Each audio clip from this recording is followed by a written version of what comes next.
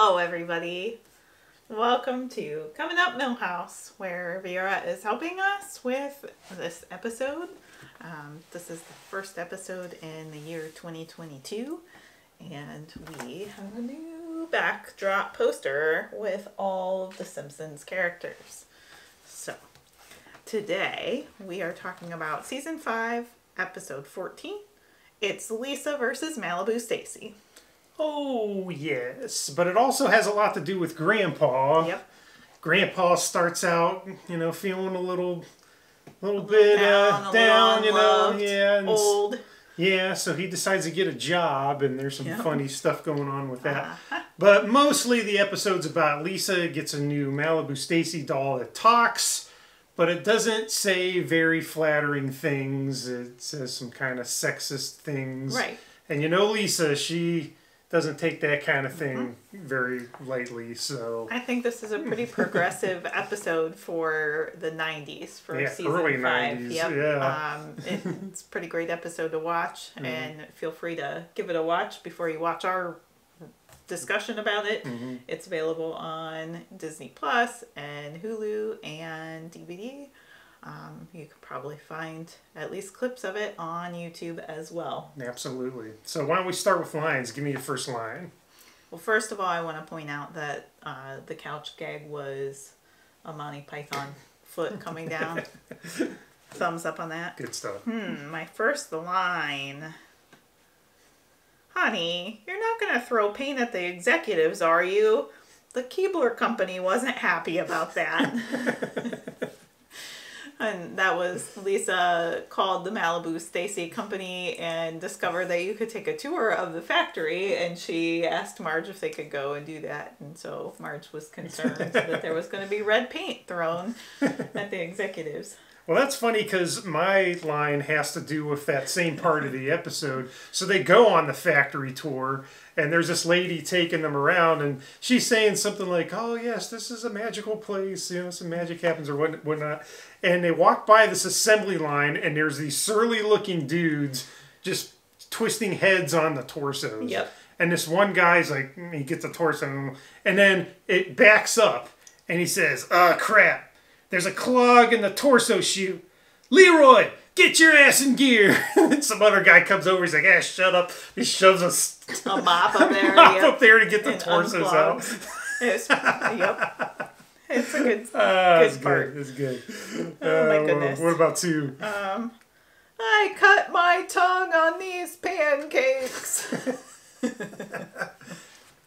And that was from Abe's job. He was listening to all sorts of complaints by his fellow housemates from the retirement home. So, yeah, that one lady was like, these eggs are hard to digest. I want soft-boiled eggs. And Abe said, we don't sell soft-boiled eggs. And then decided to join in the complaint line instead of being on the taking end of it. So, yes, Abe gets a job at a fast food restaurant in this episode, and it's pretty amusing. It is good. Well, my second line has to do with both Lisa and Grandpa are feeling down because no one's listening to them. So Lisa's like, no one listens to you when you're a kid. And Grandpa's like, no one listens to you when you're old. And Homer walks in and he says, I'm a white male, 18 to 49. Everyone listens to me, no matter how dumb the suggestion is. And he pulls out a can of nuts and gum. Nuts and gum, and starts chowing down. Yep. Oh, Homer. That's funny. Do you have a bonus third line? Yeah, this is when Grandpa is working at the fast food joint, and his boss, Mr. Peterson, who's a teenager, by the way, says, we need some more secret sauce. Put that mayonnaise in the sun. Yep. Which makes you wonder. Yeah.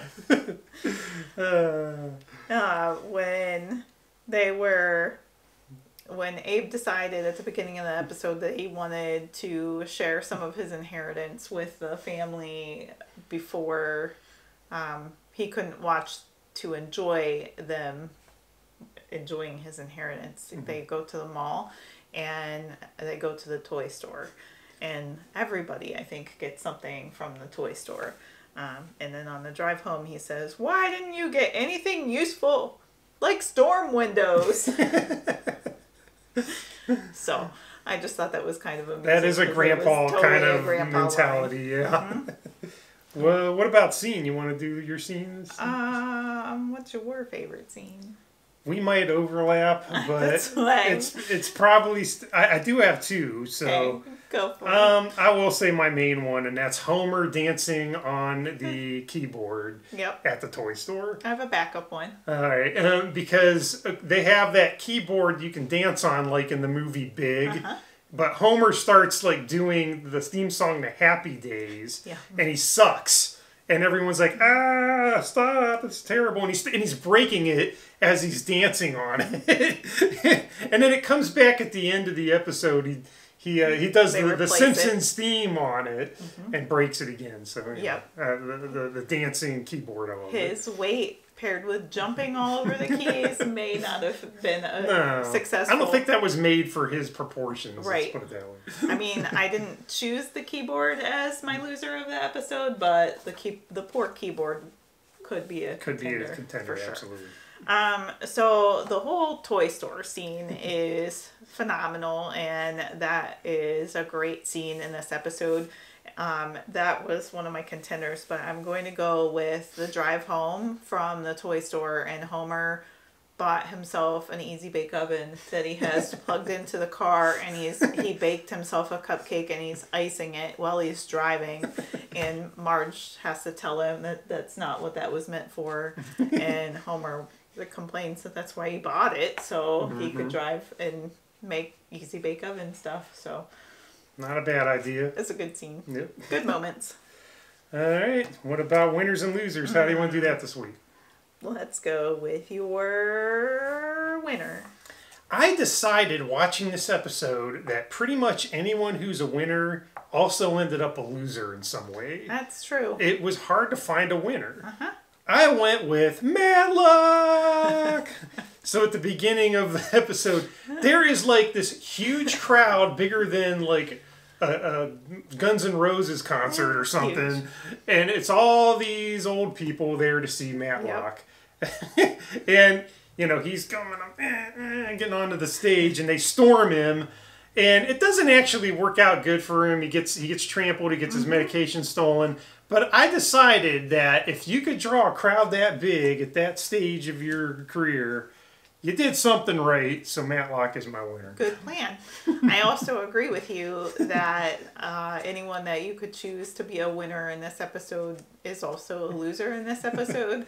So I went with the Frisbee kid because he briefly is a winner. Yeah. He's a loser about 30 seconds later, but he briefly gets to reclaim his Frisbee that's been trapped behind the creator of Malibu Stacy's gate for 9 years. So I've been waiting 9 years for this. And he goes and grabs his Frisbee.